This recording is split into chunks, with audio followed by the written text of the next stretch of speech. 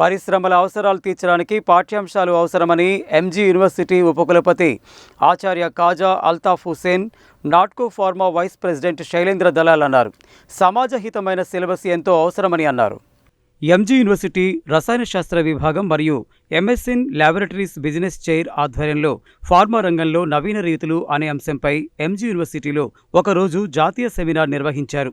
MSN chairperson ఆచార్య వసంత అధ్యక్షతన జరిగిన ఈ కార్యక్రమానికి యూనివర్సిటీ ఉపకులపతి Kaja Althaf Hussain, Natco pharma vice president Shailendra Dalal ముఖ్య అతిథులుగా హాజరై విద్యార్థుల్ని ఉద్దేశించి ప్రసంగించారు.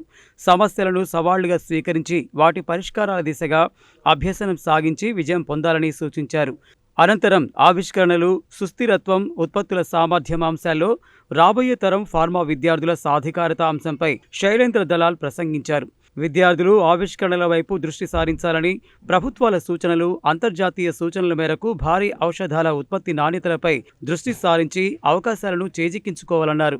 ఎంఎస్ఎన్ ప్రతినిధులు లక్ష్మారెడ్డి, హెచ్ఆర్ లక్ష్మీ నరసింహమూర్తులు వెబ్టైడ్ సింథసిస్ వ్యాధుల నివారణపై ప్రసంగించారు. ఈ కార్యక్రమంలో ప్రిన్సిపాల్ ప్రేమ్ సాగర్, విభాగాధిపతి రూపా, బీఓఎస్ దోమల రమేష్, ప్రశాంతి, అన్నపూర్ణ, కళ్యాణి, జ్యోతి, శ్రీధర్రావు, తిరుపతి, శంకరాచారి, అభిలాష, అమరేందర్, భువన తదితరులు పాల్గొన్నారు.